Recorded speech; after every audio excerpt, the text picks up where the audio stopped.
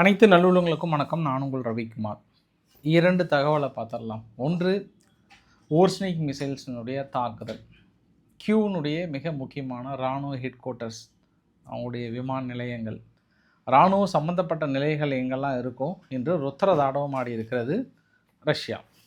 So தொடர்ந்து நம்ம Russia இதுக்கப்புறமும் நீங்கள் ஓர்ஸ்னிக் மிசைல்ஸை எங்கள் கண்ணுக்கு காட்டலை அப்படின்னா நீங்கள் கொஞ்சம் இது மாதிரி ஆயிடுவீங்கன்னு நம்ம தொடர்ந்து கோரிக்கை வச்சுட்டே இருந்தோம்.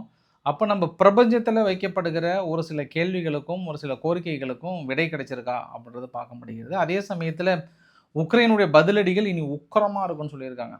இனி நான் என்ன பண்ண போகிறேன்னு பாருங்கன்ற மாதிரி உக்ரைன் தரப்புலேயே சொல்லியிருக்காங்க. அப்புறம் நம்ம பேச்சுவார்த்தை என்ன ஆச்சு, ஆனால் நம்பன்றதை விட நான் என்னன்றதை நம்ம முன்கூட்டியே ரொம்ப தெளிவாக இருக்கேன். இந்த பேச்சுவார்த்தை பொறுத்த வரைக்கும் என்ன நடக்கும்ன்றது ரொம்ப தெளிவாக இருக்கும். பட் ஊடகங்கள் அப்படி இப்படின்னு பேசிக்கலாம். இதோ அதோ வந்து விட்டது, இதோ ஒப்படைத்து விட்டார்கள், சூட்கேஸில் யுரேனியத்தை தூக்கிட்டு வந்துட்டாங்க, ஏதோ கொடுக்க போகிற மாதிரிலாம் பேசிகிட்டு இருப்பாங்க. அதெல்லாம் எதுவுமே நடக்க போகிறதில்ல. வாங்க நம்ம நிறைய விஷயம் பேசலாம். வாங்க, சும்மா ஃபன்னாக வாங்க. வீடியோவில் போகிறதுக்கு முன்பு நீங்கள் நம்ம சேனலை சப்ஸ்கிரைப் பண்ணலாம். சப்ஸ்கிரைப் பண்ணிட்டு வாங்க. மறக்காம பெல் பட்டனை கிளிக் பண்ணி ஆல் ஆப்ஷன்ஸ் கொடுங்க. வீடியோ இருக்கலாம்.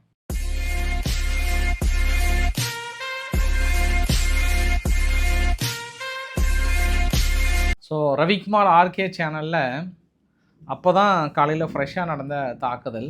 அதனால் என்னால் கொஞ்சம் டீட்டெயிலாக கொடுக்க முடியல, பதிவுகளும் எனக்கு அவ்வளோ கிடைக்கல. பட் இந்த தடவை உங்களுக்காகவே பிரத்யோகமாக நீங்கள் நேரடியாகவே கியூவில் போயிட்டு பார்த்தா எந்த மாதிரியான உணர்வுகளை ஏற்படுத்துமோ அந்த மாதிரி நேரடியாக பக்கத்தில் இருந்து அருகாமையிலிருந்து பார்த்த ஒரு உணர்வுகளை ஏற்படுத்தும் அந்த அளவுக்கான பதிவுகள் அங்கிருந்து கிடைத்திருக்கிறது. ரஷ்யா தரப்பில் என்ன சொல்கிறாங்கன்னா, அவங்களோட ஆர்மி ஹெட் குவார்ட்டர்ஸ் எங்கெல்லாம் இருக்கோ அங்கெல்லாம் அடிச்சிட்டோம். ஒரு உயர்ந்த கட்டிடம், ரெசிடென்ஸ் பில்டிங் அப்படின்னு சொல்கிறாங்க யார் தரப்பில், அங்கே உக்ரைன் தரப்பில். பட்டு ரஷ்யா தரப்பில் இல்லை, அது ஆர்மியினுடைய ஹெட் குவார்ட்டர்ஸ் தங்க வைக்கக்கூடிய பகுதின்றாங்க. ஆனால் இவ்வளோ தாக்குதல் 4 பேர் இறந்து போனதாக சொல்கிறாங்க. உயிரிழப்புகள் ரொம்ப கம்மியாக இருக்குது, ரொம்ப கம்மியாக இருக்குது. ஆனால் அவங்க ட்ரோன் தயாரிக்கிற ஒரு சில பகுதிகள் எல்லாமே பெரிய அளவுக்கு airbases and defence industry enterprises, அதாவது நிறைய வெளிநாட்டு நிறுவனங்கள்லாம் அங்கே ஜெலன்ஸ்கியோட டைப் பண்ணி ப்ரொடக்ஷன் யூனிட்லாம் ஸ்டார்ட் பண்ணியிருந்தாங்கல்ல, அது எல்லாமே ஒரு பதம் பார்த்துட்டாங்க. ஓர்ஸ்னிக் மிசைல்ஸ் மூலிமாவும் தாக்கல் நடத்தியிருக்காங்க. இந்த ஓர்ஸ்னிக் மிசைல்ஸ் ரொம்ப ஹெவியாக அனுப்பியிருக்காங்களா அப்படின்னாங்கன்னா இல்லை, எப்போவுமே ஹெவியாலாம் அனுப்பலை. அதாவது ஒரு அதிகபட்ச ஓர்ஸ்னிக் மிசைல்ஸோட ஸ்ட்ரென்த் என்ன சொல்கிறாங்க அப்படின்னாங்கன்னா, அவங்க 4000 டிகிரி செல்சியஸ் பக்கம் அடிக்கும்ன்றாங்க. பட் அந்தளவுக்கு இல்லை. அவங்க அதான் அந்த தலைப்பகுதியில் ஒரு 7 குண்டுகளை பொருத்தி அந்த 7 குண்டுகளும் பர்டிகுலர் டார்கெட்டை வச்சு அடிச்சிருக்காங்க. அந்த ஒவ்வொரு தாக்குதலுமே ஒரு பாலிஸ்டிக் ஏவுகணைகள் எந்த அளவுக்கு தாக்கத்தை ஏற்படுத்த முடியுமோ அந்த அளவுக்கான தாக்கம், அந்த அளவுக்கு கண்ணிமிக்கும் நேரத்தில் ஸ்பீடு லைட்டை விட அதிகமான ஒரு ஸ்பீடு இருக்கும். அதனால் பெரும்பாலும் இது வரைக்கும் இடைமறித்து தாக்கல் நடத்த முடியாதுன்னு ஏற்கனவே சொல்லிட்டாங்க. அதனால் இவங்களால் இடைமறிக்கலாம் முடியல. பட் இன்றைக்கி மேஜர் ஒரு ப்ளோ பார்க்க முடியுது உக்ரைனில் இருந்து. ஏன்னா வழக்கமாக இதற்கு முன்பெல்லாம் வான் தடுப்பு சாதனங்கள் மூலயமா பெருசாக நாங்கள் அப்படி இப்படின்னு சொன்னாங்க. பட் இன்றைக்கி ஃபஸ்ட்டு கொஞ்சம் காத்திருந்து பொறி வச்சு அடிச்சிருக்கிற மாதிரி தான் தெரியுது. நடக்கிற இந்த பதிவுகள் எல்லாமே பார்க்கும்போது தெரியுது, கொஞ்சம் பொறி வச்சு தாக்கல் நடத்தின மாதிரி தான் தெரியுது. ஜெலன்ஸ்கி அப்புறம் வெளியே வந்தார். வெளியே இனி எதிரிகளை சும்மா விட மாட்டோம். இப்போ ஐரோப்பா இதுக்கப்புறமும் நீங்கள் பொறுமையாக இருந்தீங்க அப்படின்னா நீங்கள் உங்கள் நாட்டை இழக்க வேண்டியதாக இருக்கும். ஓரளவுக்கு தான் என்னால் காப்பாற்ற முடியும். இதுக்கப்புறம் ஐரோப்பாவை காப்பாற்றணுன்னா ஒரே வழி, எங்களை தூக்கிட்டு போய் ஐரோப்பாவில் சேர்த்திருங்க. அதுக்கப்புறம் நான் பார்த்துக்கிறேன். அடுத்து ஐரோப்பாவை தலைவராக்கிட்டாங்கன்னா இன்னும் சிறப்பாக இருக்குதுன்னு நினைக்கிறேன். ஒரு சில வண்டர்லையான்னு தூக்கிட்டு ஜெலன்ஸ்கியை தூக்கி அங்கே வச்சிட்டாங்கன்னா சரியாக கியூ மட்டும் அடி வாங்கிட்டு அந்த பக்கம் சேர்த்து ஒட்டுமொத்த ஐரோப்பா அடி வாங்க வைக்கலாமா நினைக்கிறாரா அப்படின்னா அந்தளவுக்குலாம் வீக்னஸாக இருக்க மாட்டாங்க. நாங்கள் பதிலடி கொடுப்புன்ற மாதிரிலாம் அந்த தரப்பில் பயங்கரமாக சொல்லிகிட்டு இருப்பாங்க. பட் அது ட்ரம்ப்புக்கு தான் தெரியும் இல்லையா? பதிலடியில் பின்புலமாக நேட்டோ இருக்காங்களா இல்லையான்றது ட்ரம்ப்புக்கு தான் தெரியும். பொறுத்திருந்து பார்க்கலாம். பட் வருகின்ற பதிவுகள், அங்கே இருக்கின்ற நிகழ்வுகள்லாம் பார்க்கும்போது உக்ரைன் பெரிய அளவுக்கு இழந்திருக்கிறாங்க. ரஷ்யா தரப்பில் நாங்கள் நடத்தின தாக்குதலில் எந்த பொதுமக்களையோ இல்லை ஒரு கல்லூரி மீது தாக்கல் நடத்தப்பட்டதா, ஸ்டூடெண்ட்லாம் நிறைய பாதிக்கப்பட்டதாக உக்ரைன் தரப்பில் கிளைம் பண்ணியிருந்தாங்க. அதெல்லாம் இல்லை, நைஹே, ஒன்லி மிலிட்ரி அட்டாக்கு ஹே, நைஹே அப்படின்னு கொஞ்சம் ரஷ்யா தரப்பில் தெளிவாக சொல்லியிருக்காங்க. உலக மீடியாலாம் கூப்பிட்ருக்காங்க. உக்ரைன் தரப்பில் பாருங்கள், இந்த அட்டுழியத்தை பாருங்கள். இதுக்கப்புறமும் தீவிரவாத தாக்குதலை நம்ம ஏற்றுக்க முடியுமான்றாங்க. அப்போ நீங்கள் ஒரு மாதமாக நீங்கள் பண்ணது எல்லாமே தாக்குதலா ஜெலன்ஸ்கி அப்படின்றது கேள்வி எந்த பத்திரிகையாளர்கள் கேட்கணும்னு எங்களுக்கு தெரியல. ஏன்னா ரஷ்யானுடைய 40% எண்ணெய் கிணறுகளில், எண்ணெய் கிடங்குகளை, எண்ணெய் சுத்திகரிப்பு நிலையங்களை, கேஸ் ப்ரொடக்ஷன் ஹப் அடிச்சிருக்காங்க. பயங்கரமாக அடிச்சிருக்காங்க. ரஷ்யாவுடைய அதிகபட்ச பொறுமையை சோதித்தாங்க. அதுவும் மாஸ்கோ மீது பெரும்பாலும் அட்டாக் பண்ணாமல் இருந்தாங்க. மாஸ்கோனுடைய விமான நிலையம், ஒரு பயணிகளோட விமான நிலையம் வந்து ஜஸ்ட் மிஸ்ஸில் எஸ்கேப் ஆகிருக்கு. இல்லைனா நிறைய பேர் உயிரிழப்புகள் ஏற்பட்டிருக்கும். இந்த மாதிரி மாஸ்கோ மீது கை வச்சதுக்கப்புறம் தான் ரஷ்யா அந்த ஓசனிக் மிசைல்ஸை கையில் எடுத்திருக்காங்க. இவங்க நடத்தின தாக்குதலுக்கு யார்? உக்ரைன் வந்து அவங்க மீது நடத்திய தாக்குதலுக்கு பதிலுக்கு அவங்க தீவிரவாத தாக்கல் நடத்தி விட்டார்கள். ஜெலன்ஸ்கி என்ன எதிர்பார்க்குறாருன்னா, அதே தாக்குதல் எங்கள் மீது நடத்தக்கூடாதா அப்படின்னு எதிர்பார்க்குறாரு. பட் அவங்க தரப்புலும் சொல்லுவாங்க, இல்லைப்பா நாங்கள் நடத்தினது தாக்குதல் தான் அப்படின்னு அவங்க தரப்புலேருந்து பதில் வரும். பார்க்கலாம். நிலைமை வந்து கொஞ்சம் சூடாக இருக்குது, ஹாட்டாகவும் இருக்குது, கொஞ்சம் சீரியஸாகவும் இருக்குது. ரஷ்யா உக்ரைனுடைய யுத்த களம்ன்றதையும் பார்க்க முடிகிறது. இது மேற்கொண்டு அதிலேருந்து வர பதிவுகள் எல்லாமே உங்கள்கிட்ட நான் காட்ட விரும்புகிறேன். நான் வெவ்வேறு ஆங்கிளில் வெவ்வேறு புகைப்படங்களாகவும் பதிவுகளாகவும் அங்கேருந்து வந்த வண்ணம் தான் இருக்கிறது இன்றைக்கி தலைநகர் கியூ. பெரும்பாலான நட்பு நாடுகள், ஐரோப்பா நாடுகள் எல்லாமே வந்து தனது கடும் கண்டனத்தை தெரிவித்திருக்கிறார்கள். கண்ணு குத்துற கண்டனத்தை தெரிவித்திருக்கிறாங்க. பார்க்கலாம், இந்த கண்டனத்தினால ரஷ்யா அதுக்கப்புறம் இழந்த பகுதிகள்லாம் கொடுத்துட்டு போதும், ஐரோப்பா நாடுகள் கண்டனம் தெரிவித்ததுக்கப்புறம் நாம் இதுக்கப்புறமும் சும்மா இருக்கக்கூடாது, நம்ம கிளம்பிட வேண்டியதுதான்னு பிடிச்ச பகுதியெல்லாம் கொடுத்துட்டு கிளம்புறாங்களா அப்படின்னு ஐரோப்பா தரப்பில் எதிர்பார்ப்பாங்களான்னு தெரியல. அந்த மாதிரியான ஒரு கண்டனம். சரி, நம்மளும் 2 கண்டனத்தை போட்டுக்க வேண்டியதான் அப்படின்ற மாதிரி தான் வழக்கமாகவே நம்மளுக்கு கண்ணை குத்துற கண்டனம்னாவே என்னன்னு நம்மளுக்கு தெரிஞ்சு ரைட்டு. இது பார்ட் 1. பார்ட் 2 ஒரு எல்லா மீடியாவிலையும் பார்த்துருப்பீங்க. ஒரு சிலர் மீடியா பார்க்காதவங்க இந்த ஒரு நியூஸ் தான் சார் பார்க்குறீங்க அப்படின்னாலும் உங்களுக்கு ஒரு தகவலை சொல்லிடுறேன். எல்லா மீடியாவும் வந்து 90%க்கு மேலே இருக்கிற ஊடகங்கள் எல்லாமே இந்த பேச்சுவார்த்தை சக்ஸஸ் முடிக்க போகிறாங்க. பாகிஸ்தான் ஓரளவுக்கு நெருக்கடி கொடுத்து சக்ஸஸ் பண்ணிட்டாங்க. கூடிய விரைவில் அக்ரிமெண்ட்டு போட போகிறாங்க. அது பாகிஸ்தானுடைய ஊடகங்கள் என்ன சொன்னாங்கன்னா, ட்ரம்ப் அவர்கள் இங்கே இஸ்லாமாபாத்துக்கு புக் பண்ணிட்டாராம் ஃப்ளைட். எடுலே சண்முகம் வண்டி விடலே, நேராக போகிறோம், சைன் பண்ணுறோம், வந்துடலாம், அந்த மாதிரிலாம் வந்து சொல்லிட்டாராம். அந்தளவுக்கு பாகிஸ்தான் அங்கேருந்து அப்டேட், தலைவரே எல்லாம் முடிஞ்சது தலைவரே அப்படின்னு அப்டேட்லாம் கொடுத்துட்டாங்க. அதுவும் மார்க்கோ ரூபியோ அவர்கள் இங்கே இந்தியாவில் இருக்கிறார். இந்தியாவிலேருந்து என்ன சொல்கிறாருன்னா, சில மணி நேரங்களில், எப்படி ரொம்ப முக்கியம், சில மணி நேரங்களில் அக்ரிமெண்ட் சைன் ஆக போது, யுரேனியத்தை கொடுக்குறேன்னு ஒத்துக்கிட்டாங்க அப்படின்னு சுற்றி வளைச்சி உலகமே பேசுது. பட் நான் நம்பன்றதை விட நான் என்ன பொறுப்பேற்றுக்கிறேன். ஈரான் அது ஒத்துக்க மாட்டாங்க அப்படின்றதுல நான் 100% இல்லை, 1000% இந்த இடத்துல நம்புகிறேன். ஏன்னா அவங்க அமெரிக்காவை விட நாங்கள் கெத்தாக ஸ்ட்ராங்காக இருக்கிறோன்ற நினப்பு இப்போ ஈரான்கிட்ட இருக்குது. அதில் எந்த மாற்று கருத்துமே இல்லை. பேச்சுவார்த்தைக்கு வழினா போயிட்டு அமெரிக்கா தான் பாகிஸ்தானை வைத்து கெஞ்சி கொண்டு இருப்பதாக ஈரான் நினைக்கிது கொண்டிருக்கிறது. ஏன்னா நடக்கிற நிகழ்வுகள் எல்லாமே அப்படி தான், அந்த மூமெண்ட் எல்லாமே நம்மளுக்கு அப்படி தான் தெரியுது. அதனால் உங்களுக்கு ஈரான் இறங்கி வந்து கையெழுத்து போடுமா அப்படின்னா இங்கே தான் இடிக்குது.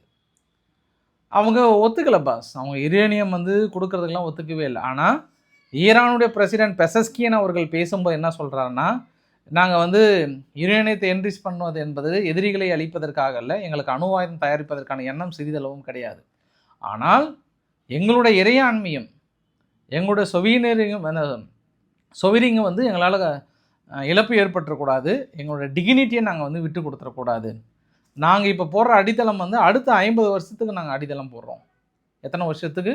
அடுத்த 50 வருஷத்துக்கு ஈரான் முன்னோக்கி செல்கின்ற அடித்தளமாக போகிறோம். அதனால் எடுத்தவங்க ஒருத்தனெலாம் மொத்தமாக இவங்கள நம்பி அவங்கள நம்பிலாம் கையெழுத்து போட முடியாதுன்றாங்க. உடனே கிறிஸ் ஸ்டார்மர் அவர்கள் திடீர்னு இப்போலாம் 2-3 நாளாக வீர வசனம் வருது. ஏன்னா அவர் பதவிக்கு ஆபத்து, எப்போனாலும் அவர் பதவியை தூக்க போகிறாங்க. லோக்கல் பாடி எலெக்ஷனுக்கு அப்புறம் கொஞ்சம் டம்மி பீஸ் ஆகிட்டார்.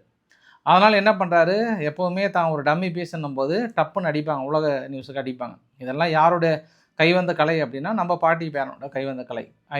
எரடகன் அவர்கள், எரடகன்னே வருது பாருங்கள். என்னங்க பாட்டி பேரனா எனக்கு ட்ரக்குன்னு வந்தது. ஃப்ரான்ஸுடைய அதிபர் எரடகன் தானே, ரைட்டு. எரடகன் துருக்கி அதிபர் எரடகன் ஆச்சு. என்னங்க எனக்கு பாருங்கள் என் மைண்டுக்குள்ளே வந்து எப்படி வந்து உட்காந்துருக்கு பாருங்கள். இந்த பட்டப்பேர் இந்த மாதிரி நம்ம வச்சு அழைக்கிறதுனால இந்த ஒரிஜினல் பேரையே நான் மறக்கிற சூழ்நிலை ஆகிட்டேன் பாருங்களேன். அ ரொம்ப கஷ்டமாக இருக்குது. ஸோ ஃப்ரான்ஸ் அதிபருடைய மேக்ரன் அவர்கள் பேரே பாருங்கள் எனக்கு ஃப்ளோவில் வரல. பாட்டியும் பேரன்னா தான் எனக்கு டக்குன்னு வருது. அவர் வழக்கமாக இந்த ஒரு நிகழ்வு கையில் எடுப்பார். அப்படியே தான் வீழ்ச்சி அடைகிற மாதிரி இருந்தாங்கன்னு வச்சுக்கோங்க, அப்படி ஒரு கண்டனத்தை போடுவார். "ஏலேய் நான் பேச்சுவார்த்தை நடத்தட்டுமா? அங்கே நடத்தட்டுமா? யுத்தத்தை நிறுத்தட்டுமா? ரெடியா?" அப்படின்ற மாதிரிலாம் சொல்லுவார். அப்படியே எங்கள் அப்பா நம்ம தலைவர் பார்த்தியா எங்கேயோ நடக்கிற யுத்தத்தெல்லாம் போய் தடுக்கிறாரு தலைவா, வேறு லெவல் தலைவா அப்படின்ற மாதிரி பேசுவாங்க. அவர் சொல்லுவார். அந்த டெக்னிக்கை வந்து அங்கே கிர் ஸ்டார்மர் அவர்கள் இங்கிலாந்தினுடைய பிரதமர் கையில் எடுக்கிறாரு. "ஏலே ஈரான், கையெழுத்து போடுறியா இல்லையா? ஸ்டேட் ஆஃப் ஹார்மஸ் ஓப்பன் பண்ணுறியா இல்லையா? உங்ககிட்டலாம் அணு ஆயுதம் இருக்கவே கூடாது. இது நான் அமெரிக்காவுடன் இணைந்து எச்சரிக்கை விடுக்கிறேன்றேன்." அப்படிங்கப்பா சரி ரைட்டு, பயங்கரமாக ஆளது போல் அப்படின்னு நினச்சிக்க வேண்டியது தான். சவுதி அரேபியா என்ன பண்ணிட்டாங்க, ஏற்கனவே ஒரு கோரிக்கை வச்சுருந்தாங்க. பாஸ், நாங்கள் இப்போ மெக்காவுக்கு புனித பயணம் மேற்கொள்ள போகிறாங்க, கொஞ்சம் இந்த தாக்கல் தள்ளி போடுங்க அப்படின்ற மாதிரிலாம் சவுதி அரேபியா அங்கே அமெரிக்கா கிட்ட கேட்டாங்க. பட் அமெரிக்கானுடைய மைண்ட் வாஷ், நான் இப்போ தாக்கல் நடத்தினா தானேப்பா தள்ளி போகிறதுக்கு அந்த எண்ணமே எனக்கு இல்லையாப்பா அப்படின்ற மனசுக்குள்ளே தோணி இருக்குமா அப்படின்னா அதையும் உங்களுக்கு பொறுத்திருந்து பதில் சொல்கிறேன் நான். ஆனால் சவுதி அரேபியா இந்த வீடியோ பதிவு வெளியிட்டாங்க.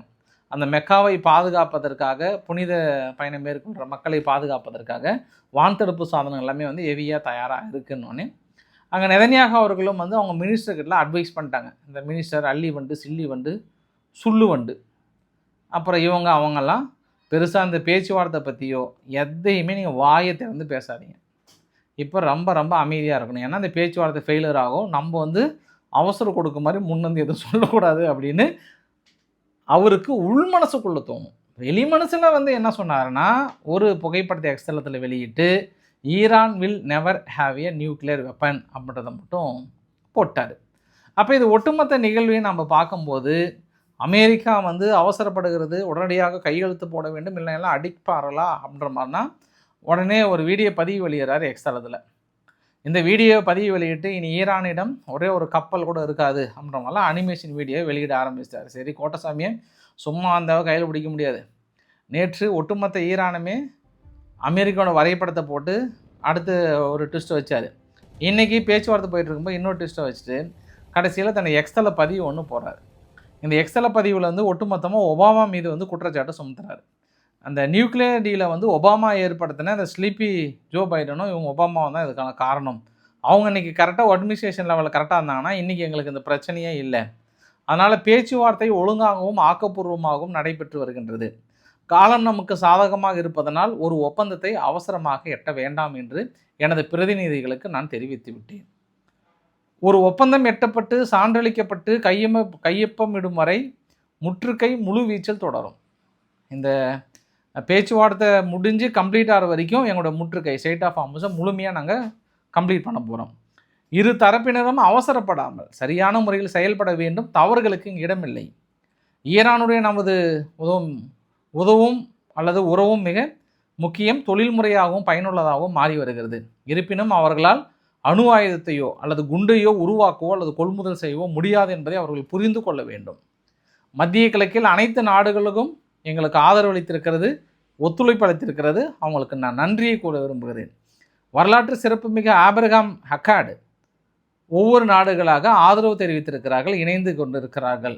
ஒருவேளை யார் பார்த்தாங்க ஈரானே வந்து இஸ்லாமினுடைய குடியரசில் இதில் இணைகிறதுக்கான வாய்ப்புகள் இருக்குது, அந்த அளவுக்கு சுச்சுவேஷன் போயிட்டுருக்குன்றாங்க. அதாவது அவர் அந்த ட்வீட்டில் என்ன போட வரார், என்ன சொல்ல வரார் அப்படின்னா, அந்த உலகத்துக்கு இந்த தடவை வந்து எனக்கு அரபு நாடுகள் முழு சப்போர்ட் வரும், ஐரோப்பா நாடுகள் முழு சப்போர்ட் வரும், ஆனால் எனக்கு அர்ஜென்ட்டு கிடையாதுன்ட்டார். நம்ம சீக்கிரமாக எனக்கு கையெழுத்து போடுங்கலாம் கிடையாது, தவறு நடந்து விடக்கூடாது. அவசரத்தில் நான் கையெழுத்து வாங்குறன்ற பேரில் எந்தவித சிறு சமரசமும் இன்றி தவறு நடந்து விடக்கூடாது.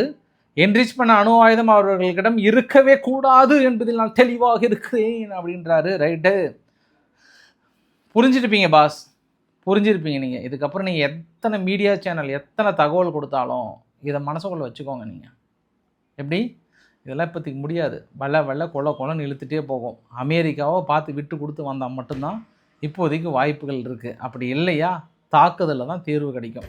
தாக்குதலில் டூவாடையாக அடிச்சுக்கிட்டு யாரோ ஒருத்தர் ரிசல்ட் கொடுத்தா தான் உண்டு. இல்லைண்ணா இது வழக்கம் போல் ஈரானுக்காக வந்தப்பா வரம்பா போப்போ வரேன் அப்படின்னு ஈரானுக்கிட்ட அவ்வளோ சீக்கிரம் பேச்சுவார்த்தை நடத்துறது என்பது ரொம்ப ஒரு மாதிரி ரிஸ்க்காக தான் இருக்கும்.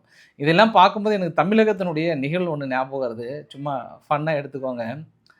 அதாவது இப்போ டிவிக்கே வந்து ஆட்சி அமைப்பாங்களா இல்லையா அப்படின்ட்டு இந்த இடதுசாரிகள் சிபிஐ சிபிஎம்லாம் வந்து ஆதரவு கொடுத்துட்டாங்க, மீதி எல்லாமே கொடுத்துட்டாங்க. இந்த விடுதலை சிறுத்தைகள் வந்து ஆக்சுவலாக கொடுக்குறதுன்னு சொல்லிட்டு அடுத்தது இழுத்தாங்க பாருங்க சவம் மாதிரி. நைட் அனௌன்ஸ் பண்ணுறேன்னாங்க, காலையில் அனௌன்ஸ் பண்ணுறேன்னாங்க, அப்புறம் அனௌன்ஸ் பண்ணுறது சாயந்தரம் 6 மணிக்கு மேலே அனௌன்ஸ் பண்ணாங்கல்ல. அந்த தான் எனக்கு இந்த இடத்துல வந்து ஈரான் இந்த இடத்துல மேட்ச் ஆகிறாங்க. பட்டு எங்கள் விடுதலை சிறுத்தையாவது ஏதோ கொஞ்சம் மக்களோட வெறி ஏற்றி ஃபுல்லாக ஒட்டுமொத்த மீடியாவையும் தன் பக்கம் கொண்டு வந்து இப்போ பண்ணுவாரா அப்போ பண்ணுவாரா ஒரு கட்டத்தில் ஏப்பா 2 சீட்டு வச்சுனுங்கிறவங்களுக்கு ஏன்பா இப்படி வந்து மக்களை சாகடிக்கிறீங்க அப்படின்ற மாதிரிலாம் வந்து கேட்க ஆரம்பிச்சிட்டாங்க விடுதலை சிறுத்தையை பார்த்து. பட் அவங்க ஆங்கிளில் திங்க் பண்ணுறாங்க. ஏன்னா அவங்க கூட சேர்ந்து ஜெயிச்சதுனால நான் இன்னைக்கு கேட்டவுடனே சொல்லணுமா பதில், எங்களுடைய எதிர்கால சிந்தனையும் பார்க்கணும்ல. 40 வருட கட்சி இன்றைக்கி சைன் பண்ணுற என்ன ஆகுன்னு அவங்க ஆங்கிளில் திங்க் பண்ணுறாங்க. பட் அவங்கவுங்க நினைக்கிறாங்கல்ல. இதே இந்த இடத்துல வந்து ஈரான் வந்து ஃபிக்ஸ் பண்ணிக்கோங்க.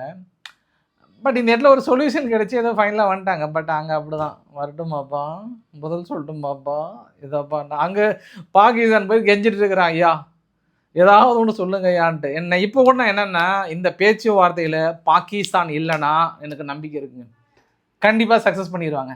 பாகிஸ்தான் பேசுவது முழுக்க முழுக்க பொய். அந்த பொய்யை நம்பி ஊடகங்கள் பரப்பி கொண்டிருக்கிறார்கள். அதையும் அமெரிக்கா இன்னும் நம்பி கொண்டிருக்கிறது.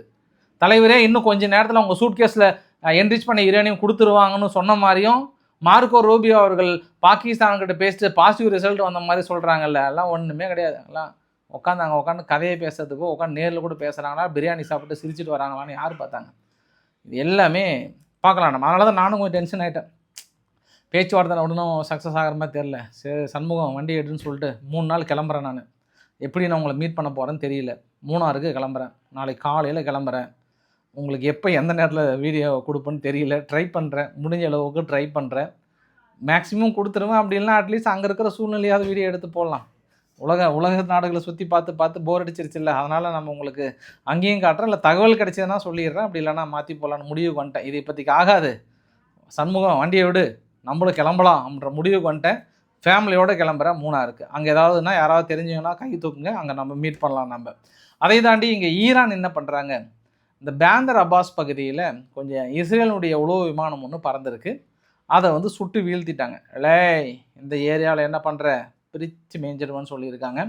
பாகிஸ்தானில் நடந்த குண்டு வெடிப்பு பலுச்சிஸ்தான் செப்பரேட் குரூப் வந்து பொறுப்பேற்றுருக்குறாங்க. அவங்க என்ன சொல்கிறாங்கன்னா, ட்ரெயினில் வந்து இந்த கொட்டான்ற பகுதியில் பாகிஸ்தானுடைய சோல்ஜர்ஸ் பயணம் பண்ண தயாராக இருந்தாங்க, அடிச்சிட்டோம் அப்படின்னு சொல்லிட்டு. அப்புறம் கார் பாம்பிங்னால் அங்கே ஒரு பக்கம் வந்து இறந்துருக்குறாங்கன்ற மாதிரியும் பெரிய அளவுக்கு வந்து சொல்லியிருக்காங்க. இந்த வீடியோவோட நிறைவு பகுதியில் மார்க்கோ ரூபியோ அவர்களுடைய இந்திய பயணம் வந்து மிக ஒரு நல்ல செய்தியை வந்து அடைய போகிறதாம். டிஃபென்ஸ் டீல், இந்தியாவுடைய பாதுகாப்பு உறுதி, அப்புறம் நிறைய நிறுவனங்களுடைய முதலீடு, பெரிய அளவுக்கு இனி இந்தியாவுக்கும் அமெரிக்காவுக்கும் நல்ல காலம் பிறந்து விட்டது, மிக அற்புதமான காலம் பிறந்து விட்டது அப்படின்ற மாதிரிலாம் சொல்கிறாங்க. பார்க்கலாம் நம்ம. இந்த நேரத்தில் ஒரு உள்நோக்கத்தோடு தான் அமெரிக்கா வந்திருக்காங்க. அதனால் நம்ம பொறுத்து இருந்தால் பார்க்கணும். நம்ம அமெரிக்கா என்ன நினைக்கிறாங்கன்னா, நம்ம ரஷ்யாவை சார்ந்து இருக்கக்கூடாது, நாங்கள் உங்களுக்கு தேவையானதெல்லாம் கொடுக்குறோம், உங்களுக்கு எண்ணெய் வளம் நாங்கள் கொடுக்குறோன்ற அந்த ஆஸ்பெக்டில் தான் அவங்க வந்திருக்காங்க. அது இல்லாமல் குவாட் கூட்டமைப்பு, அப்புறம் எல்லை தாண்டிய பிராந்தியத்தில் கடற்பரப்பில் நார்கோட்டிக்ஸ்லாம் எப்படி ஒவ்வொரு நாட்டையும் தற்காத்து கொள்வது, எப்படி பாதுகாப்பு கொடுப்பது, ஒருத்தர் தகவல் எப்படி ஷேர் பண்ணுறதெல்லாம். இந்த இடத்துல இந்த குவாட் கூட்டமைப்புக்கு அமெரிக்காவோட ரோல் கிடையவே கிடையாது. ஆனால் அவங்க வலுக்கட்டாயமாக வந்து ஜாயின் பண்ணியிருக்காங்க. ஏன்னா நம்ம ஆஸ்திரேலியா ஜப்பான்லாம் ஓரளவு கடல் பகுதியை ஷேர் பண்ணுறோம், இந்த பக்கம் சரியாக போகுது. பட் சம்மந்தமே இல்லாமல் அமெரிக்கா இல்லாமல் எந்த ஒரு கூட்டமைப்பு இருக்கக்கூடாது இல்லையா? அதனால் வலுக்கட்டாயமாக வந்து சேர்றாங்க. அது இல்லாமல் கேள்வியும் கேட்குறாங்கம்மா, இந்திய மாணவர்களுக்கு நீங்கள் நிறைய ரேசிசம் மாதிரி நிறையா அங்கே நடக்குது அமெரிக்காவுக்குள்ளனா, ஒரு சில மனிதர்கள் எங்கள் பேரை கெடுக்கிறதுக்காக பண்ணிகிட்டு இருக்காங்க. ஒவ்வொரு நாட்டிலையும் இது மாதிரி ஸ்டூப்பிட் பீப்புள் இருக்க தான் செய்கிறாங்க. அந்த ஸ்டூப்பிட் பீப்புள் செயல்னால ஒட்டுமொத்த நாட்டையும் அப்படி நினச்சிடாதீங்க. நம்ம இந்தியர்களை பெருவாக நாங்கள் மதிப்பளிக்கிறோன்ற மாதிரி சொன்னாங்க. இந்தியாவுடைய வெளியுறவுத்துறை அமைச்சர் ஜெய்சங்கர் அவர்கள் சொல்லும்போது அவர் வெளிப்படையாகவே மார்க்கோ ரூபியோவுக்கு நேரடியாக பதில் சொல்கிற மாதிரி எங்களுக்கும் ரஷ்யாவுக்கும் இருக்கக்கூடிய ரிலேஷன்ஷிப் வந்து ஒரு ஸ்ட்ராங் ரிலேஷன்ஷிப். அது வந்து அவ்வளோ சீக்கிரம் மாற்றிக்கவும் முடியாது, புறந்தள்ளவும் முடியாது. எங்களுக்கு ரொம்ப முக்கியமான ஒரு நாடு ரஷ்யாவும் அப்படின்ற ஒரு பதிலை அவருக்கு நேரடியாக சொல்லாமல் பத்திரிகையாளர்கள் கேள்விக்கு பதில் சொல்லப்பட்டிருக்கிறது. வீடியோ நிறைவு பகுதியில் துருக்கியோட அதிபர் எரடகன் அவர்கள் நேற்றே எதிர்க்கட்சியை பலவீனப்படுத்தி ஒன்றும் இல்லாமல் பண்ணிவிட்டு அடுத்து எலெக்ஷன் வந்து ஆட்சி ஜெயிச்சிடலாம் நினச்சாங்க. அதனால் ஷேர் மார்க்கெட் ஃபுல் அடி, பயங்கரமான அடி, வரலாற்றில் இல்லாத அளவுக்கு அடி. ஷேர் மார்க்கெட்டை க்ளோஸ் பண்ணாங்க வெள்ளிக்கிழமை சனிக்கிழமை. இப்போ கிளிச்சட் ராகுலோ அவர்கள் இருக்கிறாரு. கிளிச்சட் ராகுலோ எதிர்க்கட்சியோட தலைவர். அவரோட ஆஃபீஸுக்கு ரெய்டு விடுறாங்க, முழுமையாக காவல்துறையுடைய கட்டுப்பாட்டுக்கு எடுத்துருக்கிறாங்க. அவர் ஏதோ ஒன்று பண்ணணும், கைது பண்ணணுன்ற நிலைமையில் இருக்கிறாங்க. அதனால் துருக்கியில் வந்து இனி உள்நாட்டு பிரச்சனையோ இல்லை உள்நாட்டு தாக்கம் ஏற்படுவதற்கான வாய்ப்புகள் இருக்குது. காத்திருங்கள், திங்கட்கிழமை டைம் கிடைக்கும்போது உங்களுக்கு அப்டேட் பண்ணுறேன். ஆர்கே வீடியோ போட்டுருவேன், பட் ரவிக்குமார் சோமு டைம் எப்படி இருக்கோ அதை நான் உங்களை அப்டேட் பண்ணிடுறேன். மேக்ஸிமம் கிடைக்கும்னு நினைக்கிறேன். பெருசாக நம்ம போய் ஒவ்வொரு பிளேஸாக சுற்றி பார்க்கலாம் இல்லை, ரெஸ்ட் எடுக்க தானே போகிறோம். நெட்டு கிடைச்சதுன்னா போதும், போட்டுடலாம் நம்ம. சரிங்களா? ஸோ பிடிச்சிருந்தால் லைக் பண்ணுங்கள், ஃப்ரெண்ட்ஸுக்கு ஷேர் பண்ணுங்கள், சப்ஸ்கிரைப் பண்ணுங்கள். ரவிக்குமார் சோமு சேனல். நன்றி, வணக்கம்.